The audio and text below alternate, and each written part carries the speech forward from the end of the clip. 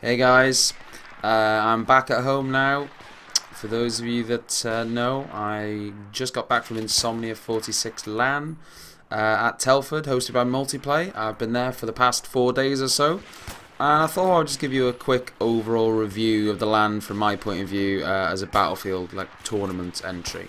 I apologise if I sound a bit croaky. It's been a long weekend. I'm really tired.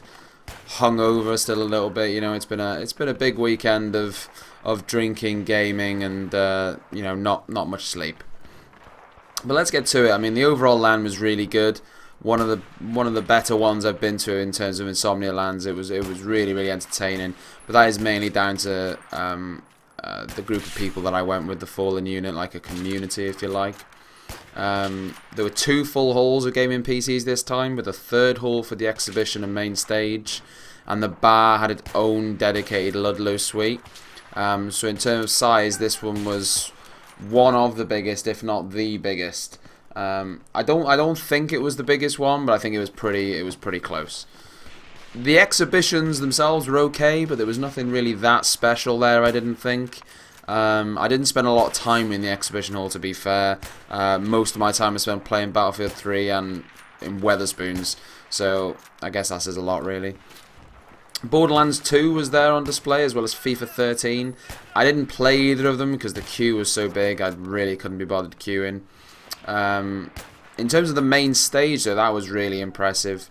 7 PCs on each side this time due to hosting World of Tanks WCG qualifier, so it was a big stage, and they had some tiered seating now looking down at the stage, which really looked really impressive and added something extra to the experience, so that was really good.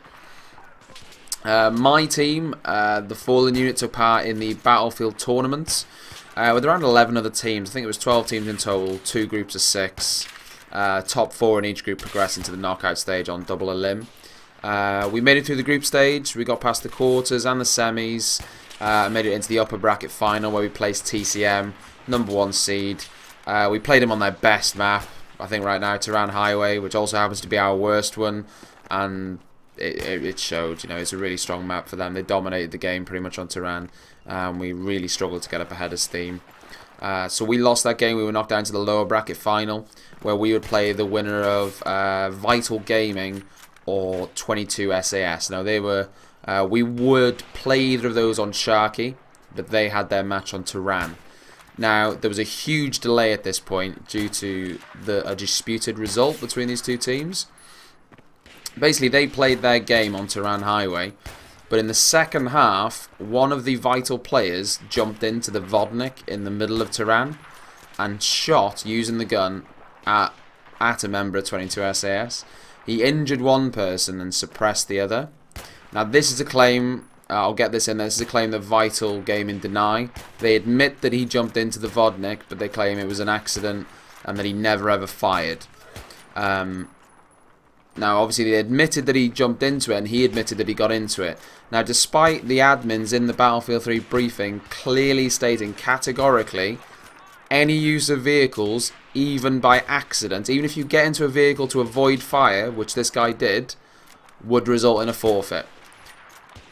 So you would think that would be the problem dealt with, but it wasn't. They decided not to adhere to their own rules, and they gave Vital a second chance and made the teams replay the second half from the tickets that it was when this alleged act took place. The whole situation took way too long to resolve. They were pondering and pondering for well over an hour, and then after that they gave both teams an hour again before they had to replay the second half. At this point we were like 2 if not 3 hours behind schedule, so we were really just waiting around for this game to take place. When it did take place, though, 22 SAS came out on top in an amazingly close game. It was so good to watch. I felt more nervous for them than I did in any game that we played ourselves. It was an awesome game to watch, and they managed to win that half, and so they went through to the lower bracket final to play ourselves on Sharky, to basically decide who would play TCM in the grand final. We won both halves on Sharky, but it wasn't an easy game. They put up a really good fight. They did really well. So we went through to the grand final. We had a choice of maps as the first map, and we chose Sign Crossing, or Sen Crossing, however you prefer to pronounce it. Overall, though, TCM were too strong. I mean, we've been doing pretty well at Sen recently, and we got a really, really good start on the first half.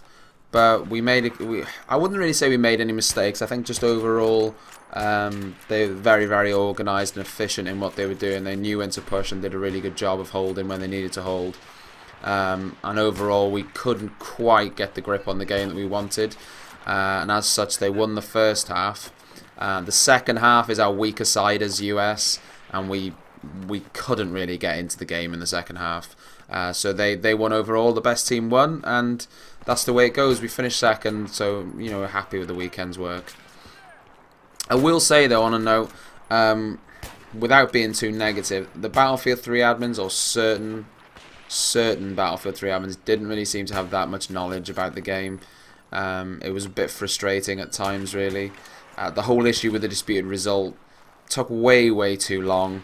Yeah, way too long to to deal with.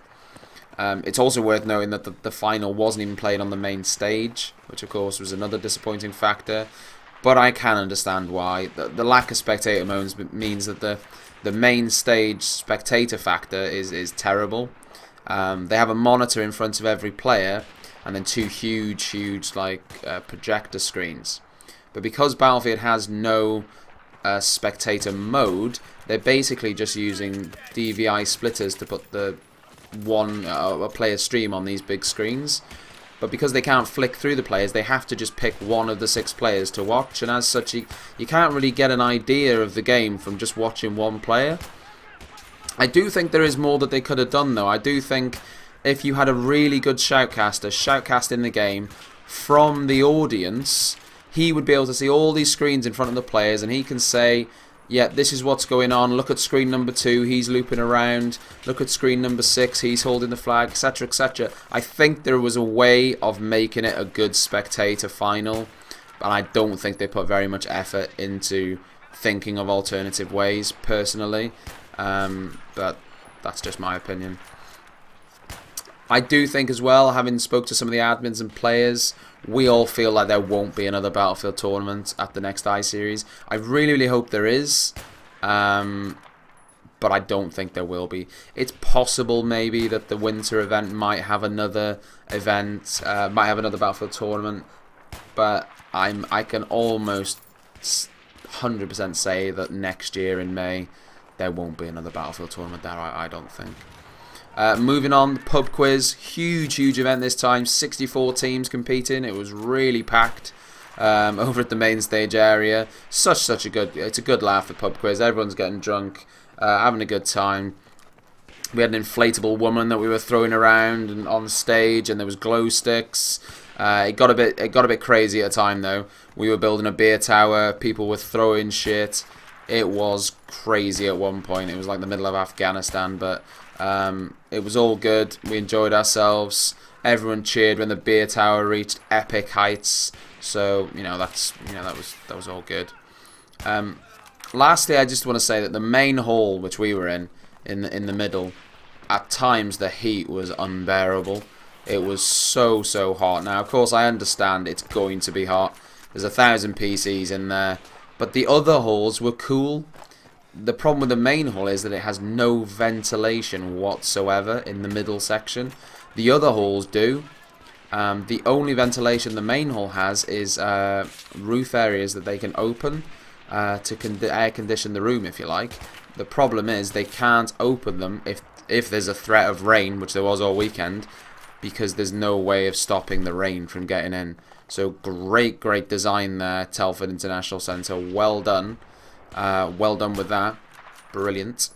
That's an oversight of the venue rather than from multiplayer, but it does make it pretty hot and uncomfortable at times, but I guess that's just something you've got to fight through. Aside from that, it was a very successful LAN. I hope I'll attend many more.